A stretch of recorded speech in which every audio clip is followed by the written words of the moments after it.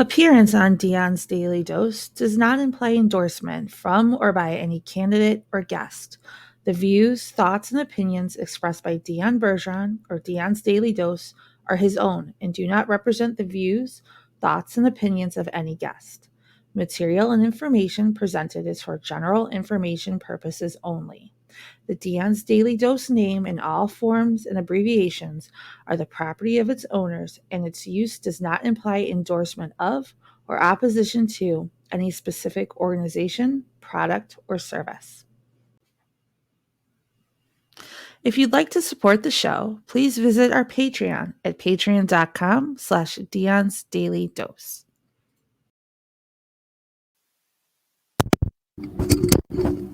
Sorry about that. Forgot to plug in my microphone. Should be good to go now. What a long day, ladies and gentlemen. Sorry about the delay here. I actually was at a party that was held by a friend of mine that I worked with at Indiana State Prison for a number of years, and he is now a LaPorte County deputy. He's a canine officer. Very, very sweet guy. Amazing person. Goes out of his way to help people wherever he can. Just a great person. That's why I was later than normal, but I'm going to catch you up on what I've been doing campaign wise. I've tried to update my profiles on the various voter information sites, right? You got Vote USA. You got Ballotpedia. I got to get Ballotpedia done. Voter info. There's a number of them. I've been working on that. If anybody wants to give me a hand with that, by all means, love to love to hear from you.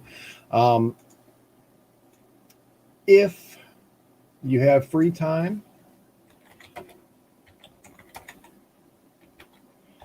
I would love to hear from you for ideas for the campaign, for the show, if you have free time to help.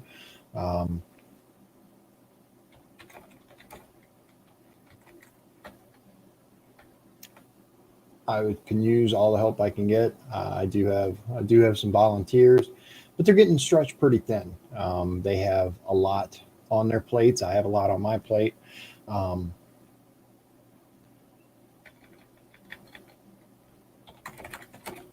Add a little ticker here real quick. So I don't really like doing the videos this late, but since it had been a couple of days since I had been on, I wanted to make sure that I got on tonight and talk to you. Jack, good to see you. Good. Be safe out there, man. Once again, quick PSA. If you see flashy lights, move over, slow down, doesn't matter. Tow truck, ambulance, police, get out of the way and slow down. These people are putting their lives at risk to pick you up off the side of the road, to come bring you a tire, a jump, tow your vehicle, all that. Let's have some empathy, people. You will get there just fine as long as you slow down, move over, and get out of the left lane.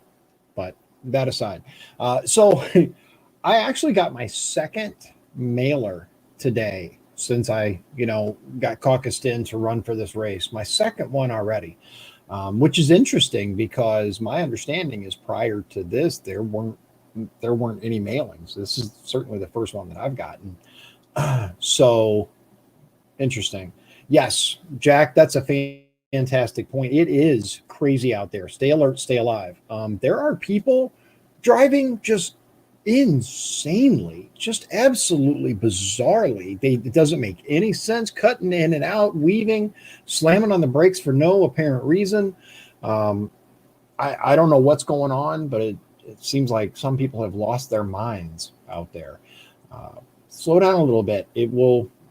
And look, I'm going to tell you, as a former truck driver, I do have a little bit of a lead foot, right? I was paid by the mile. So the faster you can get there, the better. Back it down a few miles an hour, right? Leave a little bit earlier. You can, it's better to get there late and alive than get into an accident or something along the way. So just be safe, ladies and gentlemen. Really. I went door knocking in Chesterton a few days ago with my friend Chris, and it was, first of all, there were a lot of people that were not home. We kind of thought there might be, but more than otherwise. Hi, Everton. I have no idea what you're talking about. This isn't a trailer. This is actually a house. This is a corner of the office, but whatever.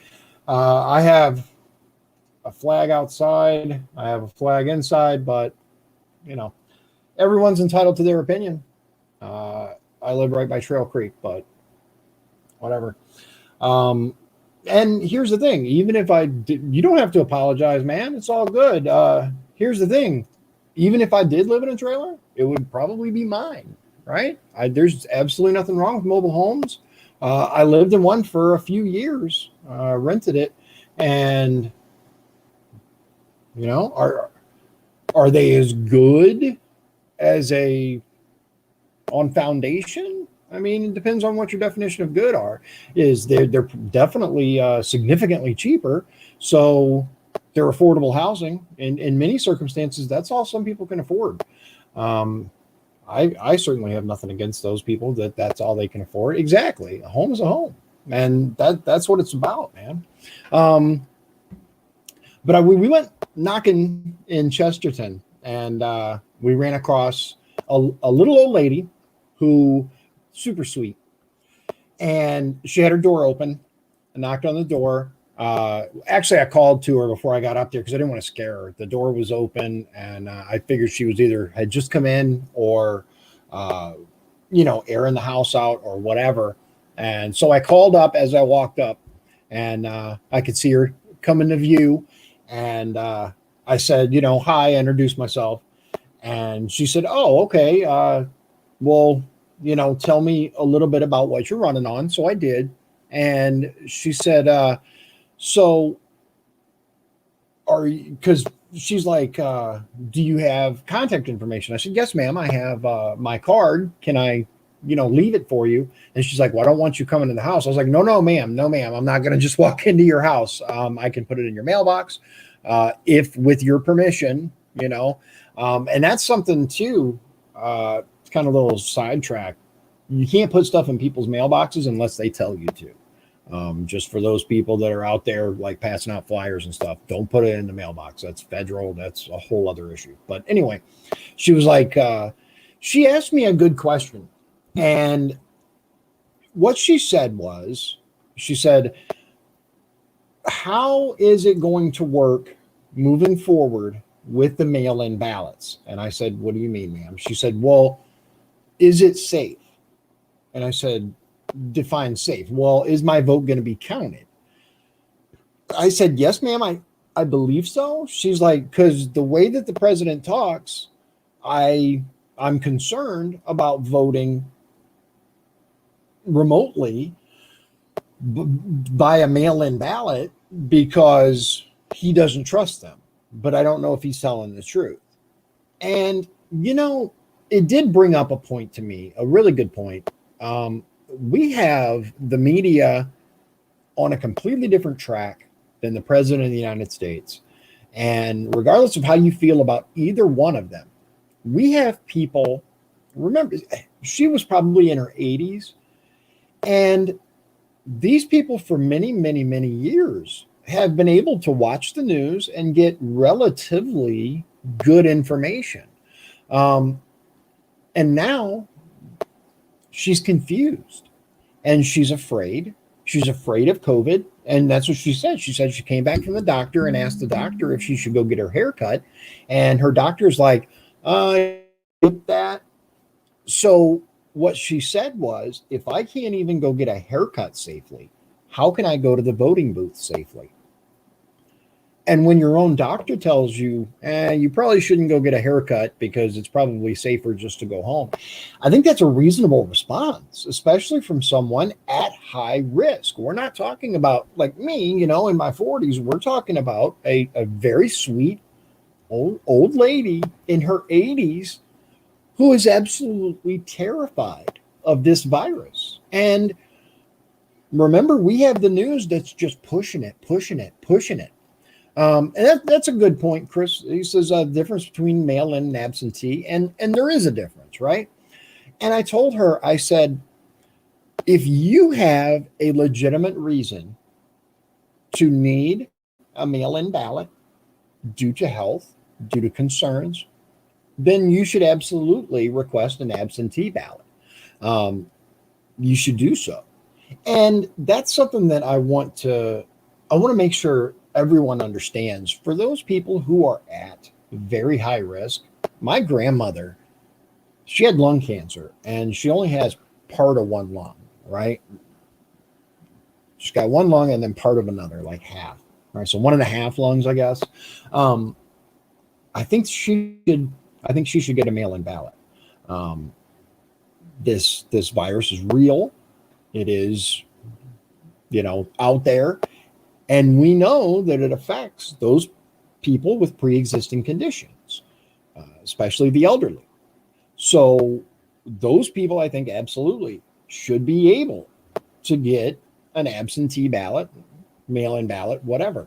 Um, but regular people not at risk, I think, should be able to go and vote in person. But it was it was a really good question. Another lady. You can always tell the people that are engaged, right, versus the ones that just want you to get out of there, and that's okay, right? This is the thing that I put forward, right? That I put out there. I'm going to their home, knocking on their door, telling them, hey, and those people that say, hey, you need a mask, by all means, I'll put a mask on. Remember, I back up. I'm maintaining social distancing, but if they feel more comfortable, I'm at their home. They have every right to want that. But we talked to several people. You can always tell the people that are engaged, the ones that actually are interested in the election, what you stand for, and stuff like that, because they ask pointed questions, right? Well, what are you running on? What do you stand for? And yeah, they'll ask your party, but what they really want to know is, who are you? What are you? Are you, a raging lunatic? Are you someone who's going to cut my social security? What's your policies? What do you think? What are you about? And so you can always tell those people, like one lady knocked on the door, and she answered the door, and not everyone, but 99% of the people who answer the door have that very skeptical, who are you look on their face, right? That, why are you at my door? That, yeah. And then you tell them, hi, my name is Dion Bergeron. I'm running to be your state representative. And then their face changes. They're like, most people, the vast majority of people at that point go, oh, okay. And then about half go, all right, well, leave me your card and I'll look you up or whatever. The other half go, okay, all right, well, tell me about yourself or whatever. And one lady in particular said, okay, how do you feel about public schools? And I said, well, they're, necessary. She's like, I'm a teacher. I said, oh, okay. Well, I will tell you, I said, I have a friend who's a teacher, and he and I agree, and I'm talking about you, Chris. He and I agree that standardized testing is the devil. We have to do something about it. It costs millions and millions of dollars, and it only tests that day. It tests a kid on that particular thing on that particular day, and it should not be any indication of success for either the teacher or the school.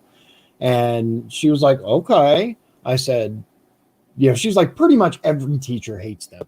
I said, yes, ma'am. That's kind of what I'm discovering. I said, I absolutely agree that they are horrific, and we have to take steps moving forward to figure out a better way. It's not working. We've seen it over and over. Yeah. I mean, I've talked to you, Chris, obviously, and for those of you watching, Chris and I have talked about it. It sucks. I am wholeheartedly against I-STEP and all the standardized testings. They are not the way. They are not the way. So I actually forgot to bring it in here. I was going to bring the flyer that I got, the mailer that I got, because it was funny. And you know what? Can you bring that over here? Hey, so my son, the place in Valpo that I talked about before, Evolution, they do the fancy bougie desserts. That's what we call them, the bougie desserts. And Donovan, last time, every time he's gone there, he wanted this Eiffel Tower out of chocolate. It's just a massive tower. Yeah, it's a huge tower, a huge, massive Eiffel Tower made out of chocolate. And careful with it. Yeah, I kind of broke when I didn't expect it to be so brittle. He already went into it. Not too much. Not too much. You can see he kind of got into it, but he has wanted this so bad. I have. So today I got it. He was able to get I bought it. Yeah. So they have really cool desserts there. So happy. He's just thrilled, but he already bit the top of it off, and there are all kinds of wild desserts there, but he's all over this Eiffel Tower. Detailed it is. So to wrap it up, I'm gonna talk a little bit about the hate that's out there and the frustration from a political perspective. When you're trying to run for office, and especially with the massive divide, right? That is the media versus the president. Regardless of how you feel about the president or the media, you have those people that have been taught to hate Donald Trump. They have been conditioned for it. And so we go to one house, and a guy answers the door. He says, hi, I introduced myself. He's like, well, it's straight blue this year. I said, okay. He says, if you're, on the Democrat ballot, then you're getting my vote. Okay. All right. I said, well, here's my card. Have a good day. Instead of just, all right. He's like, we got to get that son of a out of there. And I knew who he was talking about, but I didn't want to ask, right? Which one would that be? Because there are a lot. But it's a symptom. And we can go down the rabbit hole, as it were, and discuss why and what the difference is and all that. Here's the thing, right? You should be able to vote for a local politician or someone trying to be your representative who's not a politician like me, and it not matter who the president is or what party the president is. But just like, and I will tell you, I have heard from far more people that say, I don't even care. I'm voting red, straight ticket. If you're on the Republican ticket, you're getting in, man. You're getting my vote. If you're a Republican, that's it, period. I've heard that from a lot more people.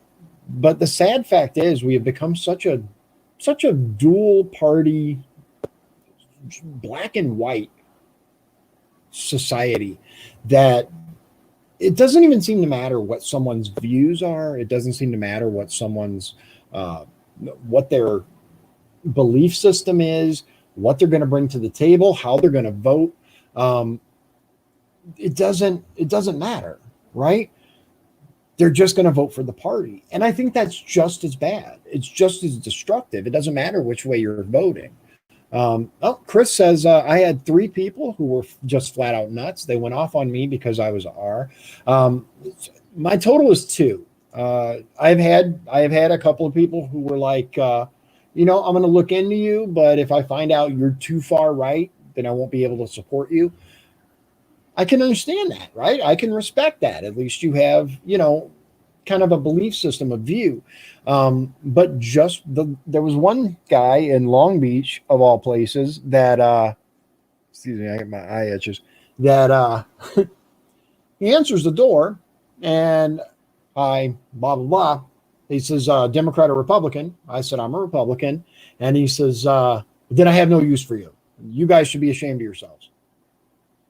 You guys? Who's you guys? Is it me? I haven't even done anything yet. I haven't even gotten elected yet. How should I be ashamed of myself because I want less government and I believe in the Constitution, because that's what realistically it's about. I believe in equal rights. I believe in, less government. I believe in the Second Amendment, the First Amendment, all that. That's why I identify as a Republican. But that's the thing. It doesn't seem to matter to people that are just that angry. They are so against the Republican Party or any presumption of the Republican Party. They are against what they've been told the Republican Party is. That's what it is. That's what it comes down to. Oh, that's interesting. So Chris says, I had one lady go off on me because I am a union teacher and a Republican. It's like oil and water, man. Those two shouldn't mix, according to that lady, right? How can you possibly be both? Why not? Why wouldn't you be? That's my thing, right? I'm a Republican, but I happen to believe in unions. Unions have done a lot of good. You and I have discussed this in the past about the leadership of unions versus of unions. Union members are generally fairly conservative people. The leadership is a different story. And more time than not, they are, donating to Democrat campaigns and things like that, which is unfortunate, right? I try to keep my views out there because it's important. I'm, running for state representative, but it's hard to bridge that gap, especially between people who are pro-Democrat, but also pro-union. When they nationalize healthcare, unions are going to miss out. They're going to miss their good quality healthcare because the unions fought for that healthcare, especially jobs like steel mill workers, electricians, UAW, stuff like that.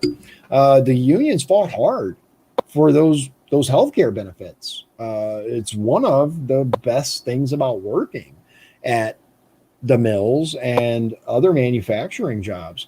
Yes, the pay's good, but it's the benefits, right? It's the benefits. So I've kept you long enough. I appreciate your time as always, and more coming up very soon. I have my guy that I wanted to bring on, Sean. He had a death in the family, so he wasn't able to come on to discuss the national debt and the Fed. He is still interested in coming on, so we're trying to line up a date for that. I think that'll be a really good show. I hope you can tune in for that. More information as we get it lined up. I'll run a little graphic so that you guys can mark off your calendar or whatever. But to finish up, if you guys are interested in helping, visit the website dionbergeron.com and go to volunteer. Contact us, right? Or just email me, talk@dionbergeron.com, and we'll see ways that you can help out. For those of you who are already helping, thank you very much for your assistance. I greatly appreciate it. I could not do this without you. So without further ado, see you again very soon. God bless you. God bless Indiana. And God bless the United States of America. If you'd like to support the show, please visit our Patreon at patreon.com/Dion's Daily Dose. This has been Dion's Daily Dose, hosted by Dion Bergeron. Executive producers, Sean Holgram and Michael Beebe. Copyright 2020. Dion's Daily Dose, all rights reserved.